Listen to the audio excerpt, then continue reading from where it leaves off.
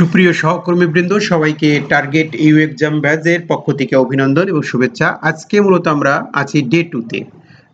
আমরা যে বিষয়গুলো নিয়ে আলোচনা করব সেগুলো হচ্ছে at a glance of all tense structure. আমরা টেন্সের গঠন প্রণালী, টেন্সের সমস্ত যে বিষয়গুলো থাকে সমস্ত বিষয়গুলো আমরা জানবো, কারণ টেন্স যদি আমরা ভালো করে বুঝতে পারি, টেন্সের খুঁটিনাটি বিষয়গুলো যদি আমরা বুঝতে পারি, তাহলে আমরা টেন্সের যে রাইট ফর্ম অফ ভার্বস বা ভয়েস বা অন্যান্য টেন্সের সাথে রিলেটেড যত ধরনের প্রশ্ন আসে সবই কিন্তু আমরা পারবো। তবে এক্ষেত্রে শুরুতে যে বিষয়টি বলে রাখা দরকার সেটা হচ্ছে বেসিক যে বিষয়গুলো থাকে সেগুলো কিন্তু আমরা জানি। আমাদের মূলত চাকরির জন্য যেটি বেশি দরকার সবচেয়ে, সেটি হচ্ছে যে ব্যতিক্রমধর্মী যে বিষয়গুলো থাকে সেই বিষয়গুলো, অর্থাৎ খুঁটিনাটির ভিতরে ঢুকে মূলত সেই বিষয়গুলো জানা দরকার। তো আমরা যদি জানি টেন্স কি, এটা আমরা সবাই বলতে পারবো, কিন্তু টেন্স কথাটি কোথা থেকে এসেছে এটা হয়তো আমরা জানি না অনেকে। টেন্স শব্দটি টেম্প্লাস শব্দ থেকে এসেছে। এটি মূলত একটি ল্যাটিন শব্দ যার অর্থ হচ্ছে সময়। তাহলে টেন্স মানে কি? টেন্স অর্থ সময় বা কাল, অর্থাৎ ইংরেজি লেখার প্রধান শর্ত হচ্ছে টেন্স জানা। ভালোভাবে টেন্স জানলে আমরা ইংরেজিটাকে লিখতে পারবো বা বলতে পারবো। সেই জন্য টেন্সকে কি বলা হয়? ইংরেজি ভাষার প্রাণ বলা হয়। তাহলে টেন্স কাকে বলে? টেন্স হচ্ছে ভার্ব বা ক্রিয়া কাজ সম্পাদনের সময় যেটা, সেই সময়টাকে আমরা টেন্স বা কাল বলছি। এখন এই সময়টা কখন হয়, অর্থাৎ ভার্বটা কখন সম্পাদিত হয়, হয়েছে বা হবে, অর্থাৎ তিনটা জিনিস থাকতে পারে এখানে। টেন্স মানে তিন ধরনের সময় উল্লেখ থাকতে পারে। সেটা হচ্ছে বর্তমানে হতে পারে, অথবা অতীতে হয়ে গেছে হতে পারে, অথবা ভবিষ্যতে হবে। সেজন্যই টেন্সকে মূলত আমরা কয় ভাগে ভাগ করেছি? টেন্সকে প্রধানত আমরা 3 ভাগে ভাগ করেছি এবং প্রত্যেকটা টেন্সকে পরবর্তীতে আবার 4 ভাগে ভাগ করা হয়, অর্থাৎ এটা মোট হচ্ছে 12 প্রকার। এই 12 প্রকার টেন্সের গঠন প্রণালী সহ সমস্ত কিছু আমাদের নখদর্পণে কিন্তু থাকতে হবে। এখন 12টা টেন্সের মধ্যে প্রেজেন্ট ইনডিফিনিট টেন্স বা প্রেজেন্টের যে 4টা, সেই 4টা কিন্তু এখানে দেওয়া আছে, অর্থাৎ ইনডিফিনিট, কন্টিনিউয়াস, পারফেক্ট কন্টিনিউয়াস এবং প্রেজেন্ট ইনডিফিনিট যেটা, সেটার আরেকটা নাম হচ্ছে প্রেজেন্ট সিম্পল প্রেজেন্ট, আমরা এটাকে বলতে পারি। পাস্ট টেন্সের ঠিক একই রকমের 4টা আছে এখানে। সিম্পল পাস্ট, আমরা ইনডিফিনিটকে সিম্পল পাস্ট হিসেবে এবং পাস্ট কন্টিনিউয়াসকে আমরা পাস্ট প্রোগ্রেসিভ বলতে পারি, প্রেজেন্ট কন্টিনিউয়াসকে আমরা প্রেজেন্ট প্রোগ্রেসিভ বলতে পারি, ফিউচার কন্টিনিউয়াসকে আমরা ফিউচার প্রোগ্রেসিভও বলতে পারি। এখানে সিম্পল ফিউচার টেন্স যেটা বা ফিউচার ইনডিফিনিট যেটাকে আমরা বলছি, অর্থাৎ এখানেও 4 ধরনের টেন্স আছে। এই 4 মানে 4 অর্থাৎ 12 ধরনের টেন্সের গঠন প্রণালী ডিটেলস কিন্তু আমাদের জানা থাকতে হবে। তাহলে আমরা একটু একটু করে একটু দেখে যাই। এই জিনিসগুলো আমরা যদিও জানি, তারপর আমরা একটু দেখে যাই, মনে করিয়ে দেওয়ার জন্য মূলত এটি করা হয়েছে। সিম্পল প্রেজেন্ট টেন্স যেটা আমাদের আছে, যেমন আমি বাড়ি যাই, সে ভাত খায়, আই লিভ হিয়ার, আমি এখানে বাস করি। এটি ছোটদের বোঝানোর জন্য ছবি দিয়ে দেখানো হয়েছে মূলত। এই I play here, she plays the piano, they study everyday, এগুলো হচ্ছে সবই হচ্ছে আমাদের সিম্পল প্রেজেন্ট টেন্স এবং এটার স্ট্রাকচার বা ফর্মুলা যেটা, সেটা কিন্তু আমাদের জানতে হবে। সাবজেক্ট প্লাস ভার্ব, ভার্বের কিন্তু এখানে বেস ফর্মটা বলবে, প্লাস অবজেক্ট বা মূল ফর্ম যেটা সেটি বসবে। এরপরে আমরা দেবো প্রেজেন্ট প্রোগ্রেসিভ বা প্রেজেন্ট কন্টিনিউয়াস টেন্সে, সেখানে কিন্তু কোনো কাজ চলমান, অর্থাৎ তার রাইটিংটা এখনো চলমান আছে এবং এখানে কি বলবে? সাবজেক্টের পরে অ্যাম ইজ আর। এখন অ্যাম ইজ আর কোথায় বসবে সেগুলো আমরা জানি। আই থাকলে অ্যাম, আর সিঙ্গুলার যখন হবে তখন হবে ইজ, অর্থাৎ হি সি ইট যত নাম যত একবচন, সবগুলোর সাথে ইজ, বাকি সব ক্ষেত্রে হবে আর, এবং এটা ভার্বের সাথে আইএনজি যুক্ত হবে। যেমন I am eating lunch, she is watching TV, they are playing cricket, এই টাইপের বাক্যগুলো এখানে, অর্থাৎ চলমান কোনো কাজ, ভার্বের কোনো কাজ চলমান থাকলে। এরপরে যেটা আছে প্রেজেন্ট পারফেক্ট টেন্স, অর্থাৎ এই মাত্র শেষ হয়েছে কিন্তু তার ফলাফল কিন্তু এখনো বিদ্যমান আছে। যেমন I have finished my work, এখানে ফর্মুলাটা কি বা স্ট্রাকচারটা কি? সাবজেক্টের পরে হ্যাভ আসবে। কোথায় হ্যাভ বসে কোথায় হ্যাজ বসে ইতিমধ্যে কিন্তু আমরা সেগুলো বলেছি। She has finished his mill, we have read the book, এগুলো হচ্ছে আমাদের এই টেন্সের মধ্যে যাবে। এরপর প্রেজেন্ট পারফেক্ট প্রোগ্রেসিভ বা প্রেজেন্ট পারফেক্ট কন্টিনিউয়াস টেন্স যদি আমরা বলি, এখানে কোনো কাজ একটা নির্দিষ্ট সময় হতে বা ধরে বা যাবত চলমান আছে, এই টাইপের হবে। এখানে সাবজেক্ট অনুসারে হ্যাভ বা হ্যাজ বসবে, এরপর একটা বিন বসবে, এরপরে ভার্বের সাথে আইএনজি যুক্ত হবে। যেমন I have been working all day, she has been painting all night, এগুলো হচ্ছে সবই হচ্ছে সিম্পলের 4টা আমরা এখানে সুন্দর করে ছবির মাধ্যমে আলোচনা করে দিলাম। পরবর্তীতে আমরা চলে যাব মূলত পাস্টের 4টা। আমাদের পাস্টের 4টা আমরা এক নজরে স্ট্রাকচারটা একটু দেখে নিই, কারণ স্ট্রাকচারটা আমাদের জানা থাকা দরকার। যদি আমরা এগুলো জানি, এখানে সিম্পল পাস্টের ক্ষেত্রে আমরা সহজেই বুঝতে পারি যে ভার্বের এখানে কোন ফর্মটা হবে, অর্থাৎ পাস্ট ফর্মটা হবে, অর্থাৎ এখানে বেস ফর্ম, তারপরে যে ফর্মটা থাকে পাস্ট ফর্ম, তারপরে থাকে পাস্ট পার্টিসিপল। এখানে মূলত মাঝের এইটা দিয়ে এখানে বসবে, অর্থাৎ ভার্ব V2 যেটাকে আমরা বলি সেটি বসবে। যেমন হি ভিজিটেড বা প্লেড বা ওয়াজড, এখানে যেসব ভার্বের পাস্ট ফর্মটা ব্যতিক্রম ধর্মী সেগুলো কিন্তু আমাদের মুখস্থ থাকতে হবে। এরপর এটা কোনো কাজ চলমান, অর্থাৎ সবাই বসে বসে এখানে টিভি দেখতে ছিল, দে ওয়ার ওয়াচিং টিভি বা মুভি। হ্যাঁ, তাহলে ছবির থেকে আমরা বুঝতে পারি এখানে ওয়াজ বয়ার আসবে। কোথায় ওয়াজ বসবে কোথায় আর বসবে সেটা আমরা জানি। ভার্বের সাথে আইএনজি যুক্ত হবে এখানে। এরপরে যেটা দিলে পাস্ট পারফেক্ট টেন্সের ক্ষেত্রে কি হবে, ওখানে ছিল প্রেজেন্ট পারফেক্ট ক্ষেত্রে হ্যাভ হ্যাজ, তাহলে হ্যাভ হ্যাজ এর পাস্ট ফর্মটা কি হবে, হ্যাড, অর্থাৎ সাবজেক্টের পরে হ্যাড বসবে এবং ভার্বের পিপি বসবে। পরেরটা যদি আমরা চলে যাই, কোনো কাজ অতীতের থেকে চলমান ছিল সেটাই, যেমন হি হ্যাড বিন, এখানে হবে উই হ্যাড বিন, হ্যাঁ আইএনজি যুক্ত হবে। They had been working on the project for months. ঠিক আছে, এই যে চারটা আমরা এই চারটা আলোচনা করে দিলাম। ফিউচারের চারটা ঠিক একই রকমের, অর্থাৎ ভবিষ্যতের কোনো কাজ। এখানে ভবিষ্যতে যেমন কি he will buy a car, he will buy a new car, সে ভবিষ্যতে একটা নতুন গাড়ি কিনবে। আচ্ছা, এখানে কি হবে তাহলে সাবজেক্টের পরে শ্যাল বা উইল ভার্বের বেস ফর্ম, মানে ভার্ব অন যেটাকে বলছি আমরা, বেস ফর্মটা এখানে বলবে। আর এখানে উইল বি শ্যাল বির পরে একটা ভার্বের সাথে আইএনজি যুক্ত হবে, অর্থাৎ কোনো কাজ ভবিষ্যতে চলমান থাকবে। I will be studying tomorrow, studying. He will not, he will be working late, ঠিক আছে। He will be cooking dinner, এখানে ভবিষ্যতে কোনো কাজ চলমান থাকবে, এরকম যদি হয় তাহলে শ্যাল উইল এবং ভার্বের সাথে যুক্ত হয়। এরপরে কি আছে, ফিউচার পারফেক্টে যেটা আছে, she will have graduated from college, অর্থাৎ এখানে ভবিষ্যতে এখানে কি সাবজেক্টের পরে শ্যাল বা উইল, তারপর একটা হ্যাভ বসবে। যেমন he will have finished her work, সে তার কাজ শেষ করে থাকবে। We will have completed the project, আমরা প্রজেক্টটি শেষ করে থাকবো। এবং ফিউচার পারফেক্ট প্রগ্রেসিভ যেটা আছে সেটা ঠিক একই রকমের, আমাদের এখানে উইল হ্যাভ শ্যাল হ্যাভ এর পর একটা বিন বসবে এবং ভার্বের সাথে আইএনজি যুক্ত হবে। এইটা ছিল আমাদের 12টা আমরা আলোচনা করে দিলাম ইন ডিটেলস। এখানে এক নজরে যদি আমরা সেগুলো দেখে নেই, এখান থেকে সেইটা কিন্তু আমাদের রয়েছে, অর্থাৎ প্রত্যেকটার গঠন প্রণালী উদাহরণ সহ কিন্তু দেওয়া আছে। এইগুলো এক নজরে আমাদের মনে রাখতে হবে। এটাকে আমরা টেন্স কার্ড বলতে পারি। টেন্সের কোন স্ট্রাকচার বা ফর্মুলা কি আছে সেগুলোকে উদাহরণ সহ আমাদের মনে রাখতে হবে। এরপরে আমরা কিছু ব্যতিক্রমধর্মী কথাবার্তা জানবো, যেটা আমাদের প্রেজেন্ট ইনডিফিনিট টেন্সের ক্ষেত্রে আছে, যে ইউনিভার্সাল ট্রুথ, যেটা হ্যাবিচুয়াল ফ্যাক্ট যেটাকে আমরা বলি, বা হিস্টোরিক্যাল ইভেন্ট যেটাকে আমরা বলি, বা সায়েন্টিফিক কোনো ট্রুথ বলি, এগুলো সব এই সব ক্ষেত্রে সবই কি হবে, প্রেজেন্ট ইনডিফিনিট টেন্স। এবং কোনো বাক্যের শেষে যদি ডেইলি বা everyday, always, generally, occasionally, normally, often, sometimes, regularly, usually, এই যে এলয় যুক্ত শব্দ যেটাকে আমরা বলি অ্যাডভার্ব, ভার্বের মানে অ্যাডভার্ব হয়ে যায়, অর্থাৎ এলয় যুক্ত শব্দ যেগুলোকে আমরা বলছি, সেইগুলো থাকলে আমাদের সিম্পল ইনডিফিনিট টেন্স হবে। পরেরটা যদি আমরা দেখি যে কোনো কাজ যদি আমাদের বর্তমানে সম্পন্ন হয় কিন্তু কাজটির সমাপ্তি বা অসমাপ্তি কোনো কিছু নির্দেশ করে না, এমনটি বোঝাতে প্রেজেন্ট ইনডিফিনিট টেন্স হয়ে থাকে। সেটা কেমন, এটা যদি আমরা একটু দেখি, যেমন আমি একটি কাজ এখানে আমার চলমান আছে, কাজটি চল, আমি প্রতিদিন স্কুলে যাই, সে গান গায়, সূর্যপ্রভ দিকে, এই কাজগুলো কি শেষ হয়ে গেছে নাকি চলমান, বা সমাপ্তি অসমাপ্তি কিছুই কিন্তু নির্দেশ করছে না। তাহলে এই ধরনের ক্ষেত্রে সেটা কি হবে, প্রেজেন্ট ইনডিফিনিট টেন্স হবে। পরেরটা যদি আমরা দেখি, বিফোরযুক্ত যদি কোনো ক্লোজ এর প্রসঙ্গে যদি দুটি অতীত নির্দেশ না করে, অর্থাৎ বিফোর দিয়ে যুক্ত আছে কিন্তু সেই ঘটনাটি কোনো অতীত নির্দেশ করছে না, কোনো অতীতের কোনো কাজ না, তাহলে প্রথমটা হবে ফিউচার, পরেরটা হবে প্রেজেন্ট ইনডিফিনিট টেন্স। যদি উদাহরণটা দেখি তাহলে আমরা ক্লিয়ার হয়ে যাব। যেমন বৃষ্টি আসার আগে আমরা বাড়ি যাব, ঠিক আছে, বৃষ্টি আসার আগে আমরা বাড়ি, এখানে দুটো কাজ, এখানে আমি বাড়ি দেবো এটা হচ্ছে মূল, এটা আমি বাড়ি দেবো এটা কোন টেন্স হবে, এটা ফিউচার ইনডিফিনিট হবে। আর পরের যে অংশটা থাকবে সেটা হবে প্রেজেন্ট ইনডিফিনিট টেন্স, আর এটা যুক্ত হবে কি দিয়ে, বিফোর দিয়ে এটা যুক্ত করা হবে। তো এই ক্ষেত্রে ফিউচার ইনডিফিনিট টেন্সটা হচ্ছে মূল ঘটনা, অর্থাৎ আমি বাড়ি দেবো, আর প্রেজেন্ট ইনডিফিনিট টেন্সে সেই ঘটনার আগে যেটা ঘটে সেই পরিস্থিতিটা নির্দেশ করে। এরপরে কিছু ভার্ব আছে যে ভার্বগুলো সবসময়তেই আমাদের মানে সেই ভার্বগুলো কোনো সময় প্রেজেন্ট কন্টিনিউয়াস টেন্সে ব্যবহৃত হবে না, হ্যাঁ, সেরকম কিছু ভার্ব আছে।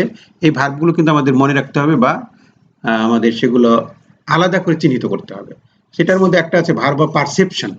কিছু কিছু ভার্ব থাকে সেগুলো উপলব্ধির বিষয় থাকে, অর্থাৎ সেটা উপলব্ধি সূচক, যেমন হতে পারে স্মেইল, হ্যাঁ, সেটা কি, গন্ধটা কি নিতে হয়, তাই না? স্মেল, কিন্তু মানে হৃদয় দিয়ে উপলব্ধি করার যে বিষয়গুলো থাকে, এই টাইপের অনেকগুলো ভার্ব আছে।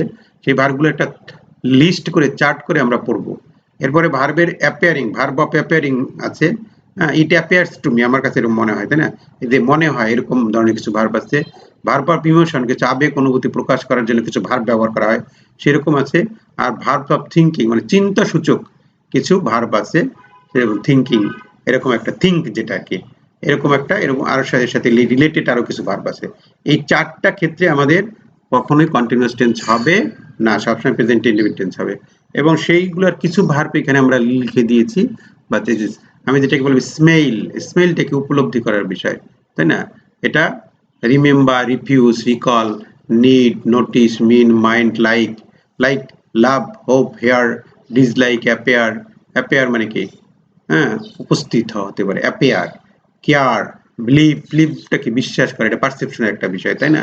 কনসিডার, হেট মানে কি ঘৃণা করা, ফরগেট মানে কি ভুলে যাওয়া।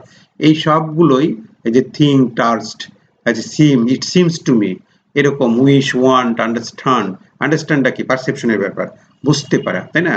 বুঝতে পারা, আন্ডারস্ট্যান্ড। হ্যাঁ, এই যে বিষয়গুলো আছে, এই ভার্বগুলো আছে, এই ভার্বগুলো সব সময় কি হবে? প্রেজেন্ট ইনডিফিনিট টেন্সে হবে। যেমন যদি বলে আনোয়ার ইজ নোয়িং মি, এটা হবে না, এটা কাটা। আনোয়ার ইজ নোয়িং হয় না, যেহেতু নো আছে, অতএব নো থাকার কারণে এটা সবসময় প্রেজেন্ট ইনডিফিনিট টেন্সে হবে। যেমন বিলিভিং হয় না কখনো, এটা কি হয়? বিলিভ হয়। বিলিভ মানে বিশ্বাস করা, এটা পারসেপশনের বিষয়। তো এই ভার্বগুলো আমাদের যেহেতু আলাদা করে মনে রাখতে হবে। আর প্রেজেন্ট কন্টিনিউয়াস টেন্সে তো আমরা জানি now, still, at present, at the moment, at time, এগুলো হচ্ছে প্রেজেন্ট কন্টিনিউয়াস টেন্স হয়। তারপর নাও থাকলে প্রেজেন্ট কন্টিনিউয়াস টেন্স হয়। হ্যাঁ, আর কোনো কাজ বর্তমানে চলছে কিন্তু শেষ হয় নাই, যেমন মুষলধারে বৃষ্টি হচ্ছে, এটি কি হবে? Present continuous tense. It is raining cats and dogs, মুষলধারে ইংরেজি হচ্ছে ক্যাটস অ্যান্ড ডগস। পরেরটা যদি আমরা দেখি, এখানে কয়েকটা উদাহরণ দেওয়া আছে, উদাহরণগুলো যদি আমরা দেখি তাহলে কি হবে এটা? যেমন এখানে যেটা আছে, দে এ লট অফ মানি, এখানে কি হবে? আর্ন, ঠিক আছে? এরপরে আরেকটা যদি আমরা দেখি, হ্যাঁ, এইটা যেটা হবে, যেমন dash we dash dinner when the phone rang, when the phone rang, তাহলে এটা হবে ওয়ার, এটা উত্তরটা হবে কি? War eating. অর্থাৎ এই প্রথমটার উত্তরটা হবে ১ নম্বরেরটা, আর পরেরটার উত্তর হবে ৩ নম্বরেরটা। ঠিক আছে? এগুলো আমরা প্র্যাকটিস একটু করে নিলাম।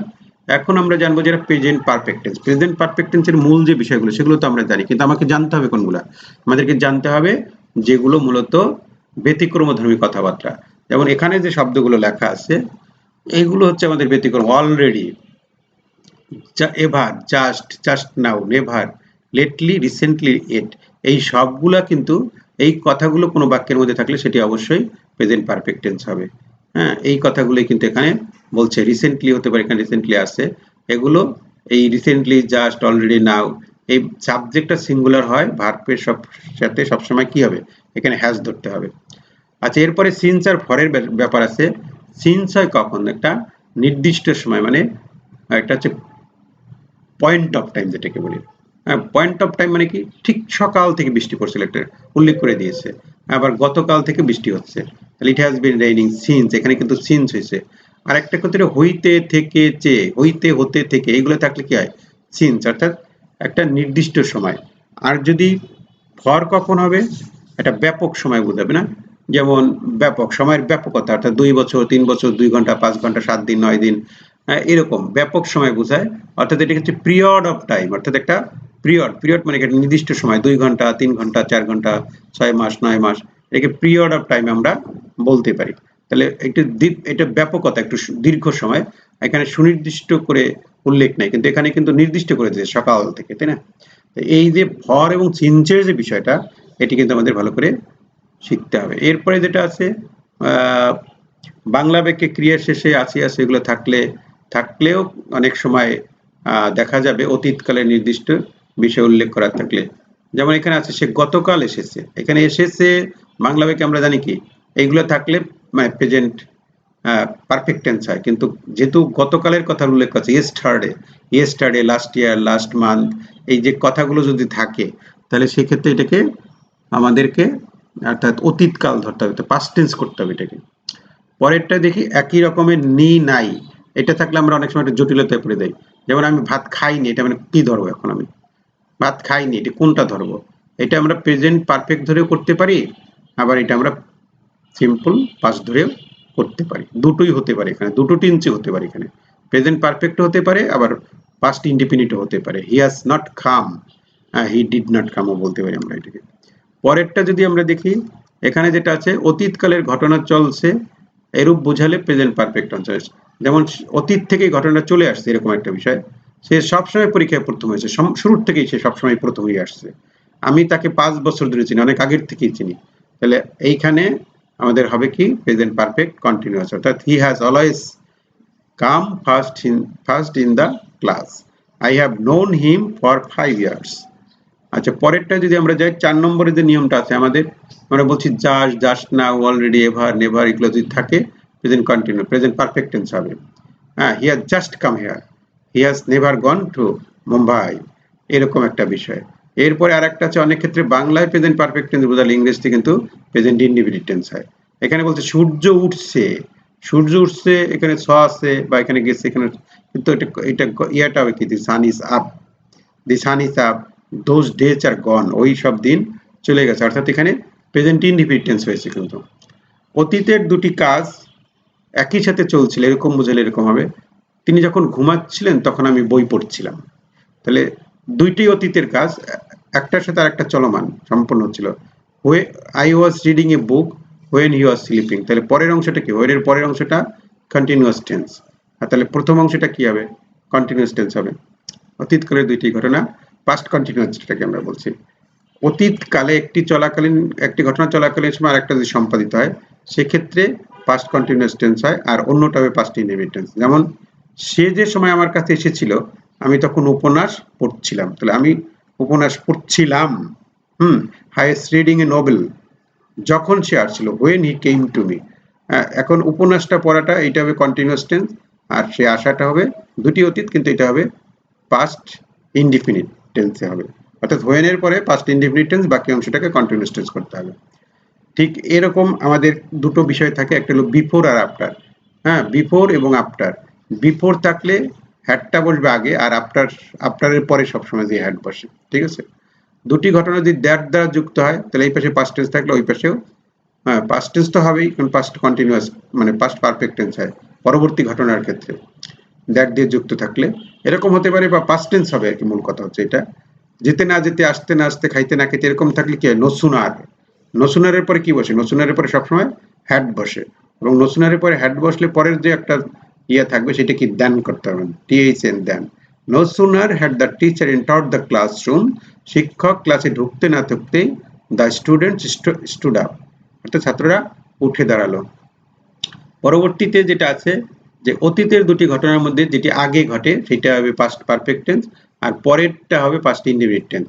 যদি উদাহরণ দিয়ে আমরা দেখি, যেমন মাই ফ্রেন্ড হ্যাড লেফট, হ্যাঁ, বিফোর আই কাম, চলে গিয়েছিল, তাহলে আগে গেছে কোনটা, চলে গেছে ওইটা আগে, তারপরে সে আসছে। পরেরটার হবে কি, ইনডিফিনিট, আর আগেরটার হবে কি, পাস্ট মানে পাস্ট পারফেক্ট টেন্স হবে। ঠিক একইভাবে নোসুনারের পরে হ্যাড, স্ক্যারসলির পরে হোয়েন, হার্ডলির পরে হোয়েন বসে, এইগুলো কিন্তু ব্যতিক্রমধর্মী নিয়ম, এবং এই ব্যতিক্রমধর্মী নিয়মগুলি কিন্তু আমাদের জানতে হবে। তাহলে নোসুনার, স্ক্যারলি, হার্ডলি এগুলোর পরেই কিন্তু হ্যাড বসবে, আর পরের অংশটা হবে পাস্ট ইনডিফিনিট টেন্স। যেমন no sooner had we left the house then it began to rain, then এর পরে এটা থেকে পাস্ট ইনডিফিনিট টেন্স হয়ে গেছে। আচ্ছা, পরেরটা যদি আমরা দেখি, এখানে কয়েকটা বাক্য আছে, এই বাক্যগুলো মূলত এখন ভয়েস এর যে বিষয়টা থাকে, আমরা ভয়েস চেঞ্জ করার যে বিষয়টা থাকে, এখান থেকে আমরা সেটা চলে আসবে। The teacher told him to collect assignment, তাহলে এখানে আমরা হি ধরে করব আমরা, এটা সাবজেক্ট হিম, হিম থেকে হি চলে আসবে, তাহলে হি, আর এটা কোন টেন্স, পাস্ট টেন্স আছে, তাহলে he was told to collect assignment by the teacher, অর্থাৎ এই নম্বরে টাকানো হবে।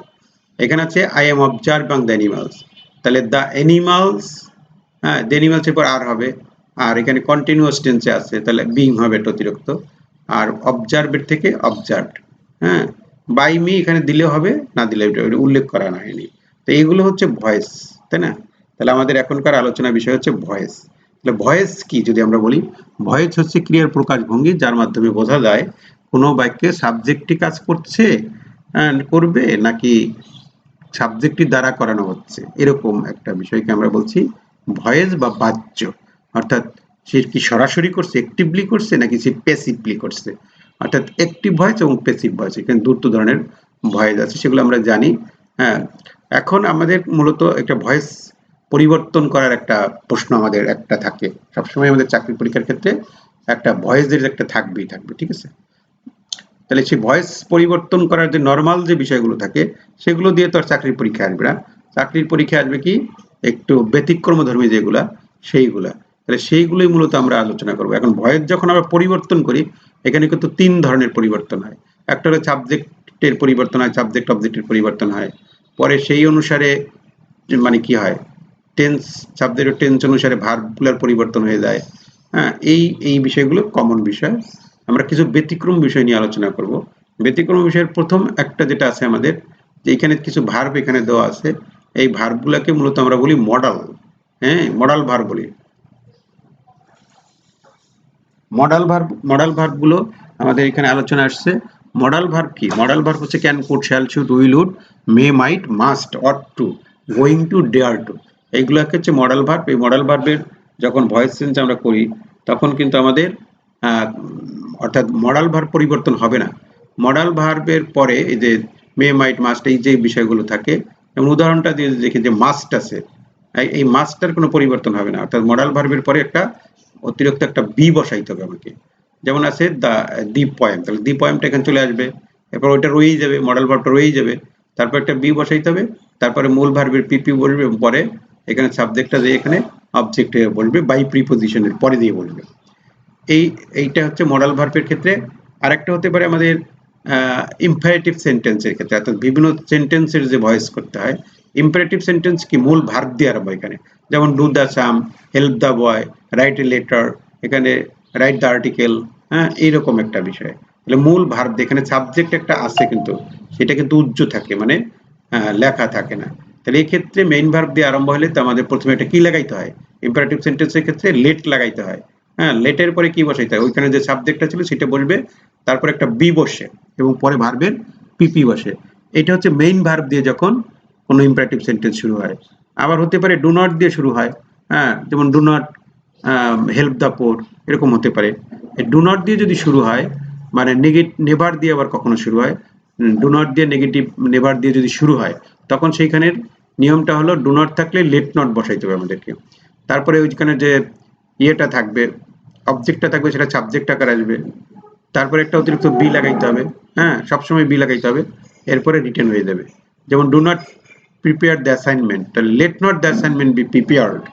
অর্থাৎ ডু নট থাকলে লেট নট, এক কথায় আমরা বলতে পারবো ডু নট থাকলে লেট নট দিয়ে। কোনো কোনো সময় ইম্পারেটিভ সেন্টেন্স লেট দিয়ে শুরু হয় এবং লেটের পর একটা পার্সোনাল অবজেক্ট থাকে। এই সব ক্ষেত্রে কি করতে হবে? এক্ষেত্রে প্রথমে যে লেট থাকবে সেই লেটটা বসে যাবে, বসে যাওয়ার পরে ওখানের অবজেক্টটা সাবজেক্ট হবে। হ্যাঁ, এবং বি সূত্রের বি বসবে এবং ভার্বের পিপি বসবে। এখানে যে পার্সোনাল অবজেক্টটা থাকবে এইটা কিন্তু অবিকৃত অবস্থায় বাইয়ের পরে গিয়ে ওপাশে দিয়ে বসে যাবে। এখানে মি আছে, এই মিটাই কিন্তু এখানে গিয়ে বাই প্রিপোজিশনের পরে গিয়া বসে গেছে। এটা হচ্ছে লেট দিয়ে যখন থাকে। আবার কোনো কোনো সময় মেইন ভার্ব দিয়ে শুরু হয়, আবার মেইন ভার্বের পরে একটা পার্সোনাল অবজেক্ট থাকতে পারে। হ্যাঁ, এটা সাধারণত আমরা জানি মেইন ভার্ব দিয়ে আরম্ভ হয়, কিন্তু মেইন ভার্বের যদি মেইন ভার্বের পরে যদি পার্সোনাল অবজেক্ট থাকে সেই ক্ষেত্রে আমাদের লেট হবে। মেইন ভার্ব দিয়ে থাকলে তো লেট হবে, আগেই আমরা দিয়েছি। তারপর ওইখানে সাবজেক্টটা বসবে বি, তারপর গিভেন, এইখানে বাই মিটা যে আছে ওইটা লাস্টে গিয়ে বসে যাবে। সেটার আগে কিন্তু একটা ফর বসাইতে হবে আমাদের এখানে, ঠিক আছে? এখানে বাই বসানো যাবে না, এটা হচ্ছে ব্যতিক্রম কথা। এখানে আমাদেরকে ফর বসাইতে হবে, for me, for him, for them, এই টাইপের, ফর ইউ।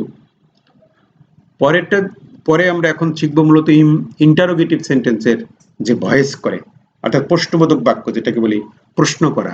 এখন নর্মালি ক্ষেত্রে আমাদের প্রেজেন্ট ইনডিফিনিট টেন্সে মানে এইটার ভয়েস যখন আমরা করি তখন বাক্যটা থাকে কি ইন্টারোগেটিভ আকারে থাকে। এখন ইন্টারোগেটিভ আকারে থাকলে এটা সহজ হয় তখন, মানে এইভাবে যদি আপনারা করেন বা আমরা যদি এইভাবে করি, যে আমার ইন্টারোগেটিভ সেন্টেন্সটাকে আমি প্রথমে অ্যাসার্টিভ সেন্টেন্স রূপ দেব। অ্যাসার্টিভ সেন্টেন্সে রূপ দেওয়ার পরে আমি অ্যাসার্টিভ সেন্টেন্সের ভয়েস করব, করার পর ওখানে যে অক্সিলারি ভার্বটা থাকবে সেটাকে আমি সামনে বসাই দেবো।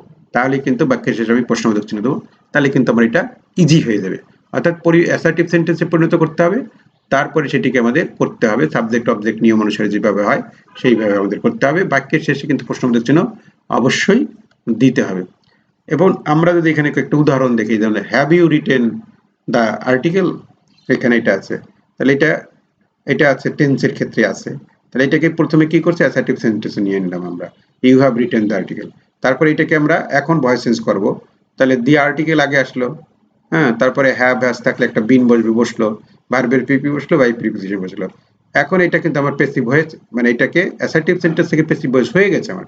এখন আমি কি করব, এইখানে যে হ্যাভ বা হ্যাজ আছে, বিন সহ আসবে না, শুধুমাত্র ওইটা আসবে, সেইটাকে আমরা সামনে বসাই দিয়ে বা শেষে আমরা একটা প্রশ্নবোধক চিহ্ন দিয়ে দিলেই আমাদের এই ভয়েস চেঞ্জ হয়ে গেল। এই নিয়মে করলে ইজিলি আমরা করতে পারবো, কিন্তু সাধারণ এই নিয়মের তো আমাদের আসবে না, আসবে একটু অন্য টাইপের গুলা, যেগুলো হু দিয়ে আরম্ভ হয় বা হুইচ দিয়ে, হট দিয়ে, এগুলো দিয়ে আরম্ভ হয়, হ্যাঁ, এই বিষয়গুলো আমাদের আসবে। তাহলে সেক্ষেত্রে আমাদের হু দিয়ে যদি আরম্ভ হয় তখন কিন্তু আমাদের বাই হুম করতে হবে।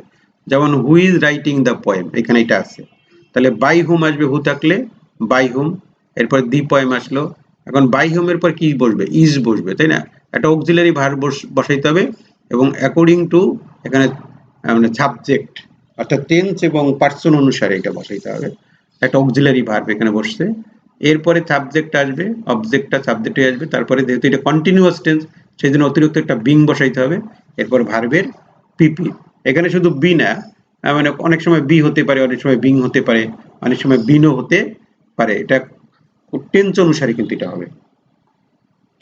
এরপরে হুম দিয়া শুরু যদি হয়, তাহলে হুম দিয়া শুরু হইলে প্রথমে হুম থাকলে হু লিখতে হবে, হ্যাঁ, এরকম একটা বিষয়।